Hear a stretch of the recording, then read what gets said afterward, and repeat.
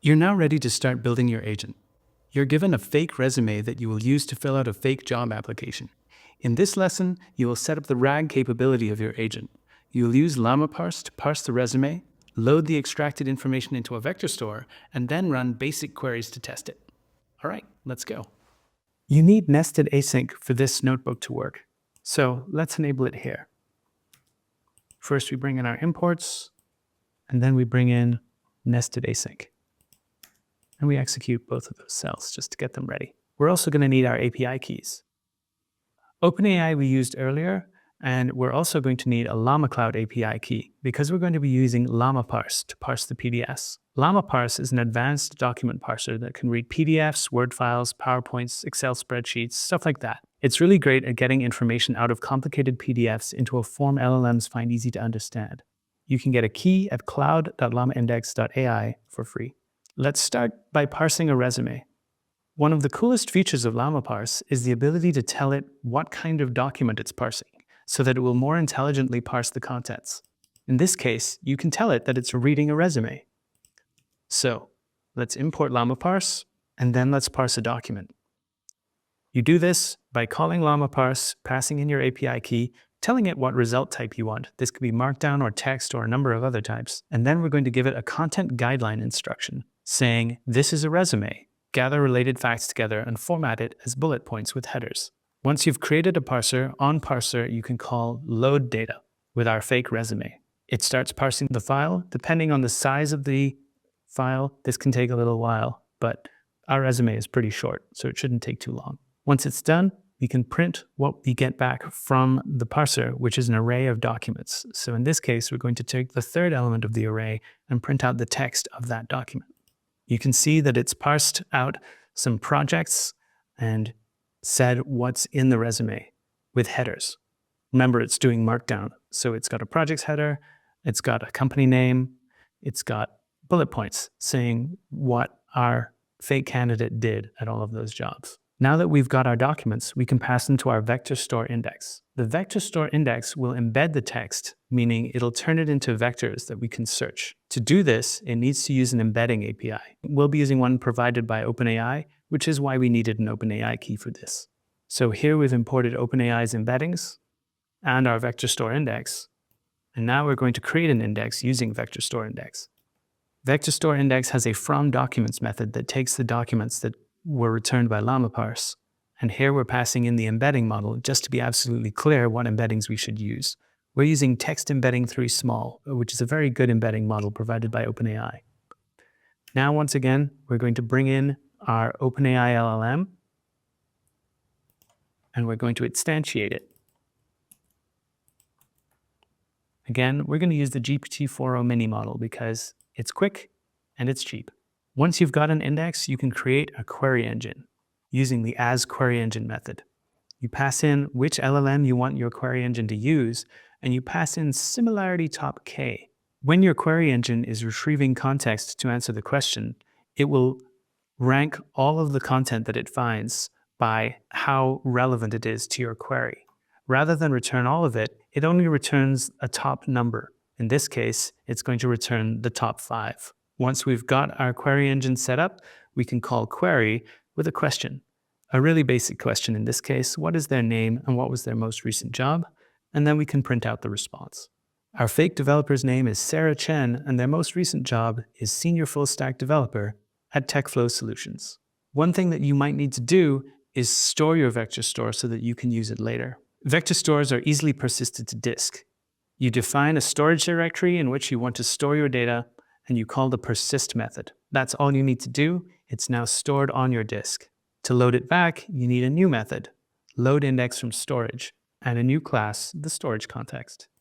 Here, you're going to check whether or not you've already run this notebook. If you've already run this notebook, then the storage directory will exist and your content will already be there, in which case you'll load storage context from defaults, giving it the same persistence directory that you used earlier. And you'll create your index by calling load index from storage. Otherwise, it will say that it didn't find it.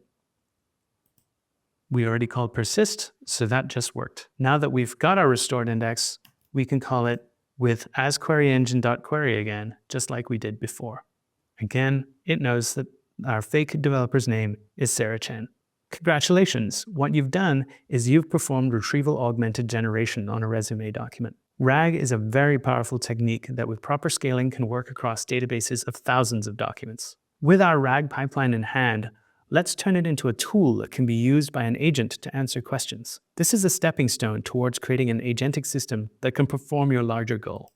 We'll need two new classes for this, a function tool and a function calling agent. The first step is to create a regular Python function that performs a RAG query. It's important to give this function a descriptive name to mark its inputs and output types and to include a docstring. That is the thing in triple quotes that you're about to see.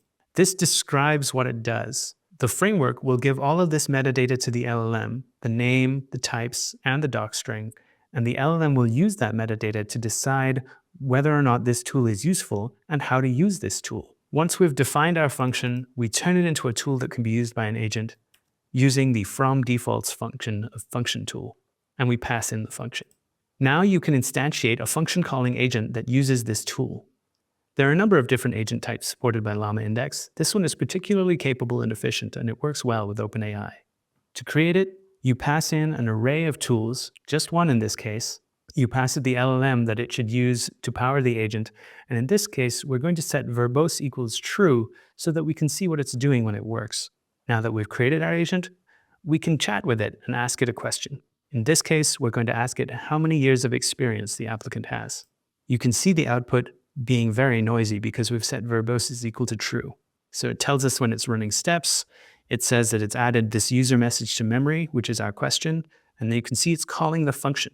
You can see which function it's calling, query resume, and you can see what parameters it's passing in. The query is, how many years of experience does the applicant have? This is the output that it got from the function, and this is what the LLM responded with.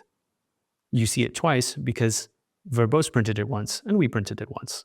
Now you've got a RAG pipeline and an agent. Let's wrap them up neatly into a workflow that you can extend in your later lessons.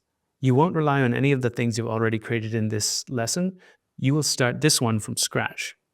So, just like we did in the last lesson, we're going to import our events and our other workflow-related core classes. You'll see start event and stop event, steps, event, and context, all of which you've seen before.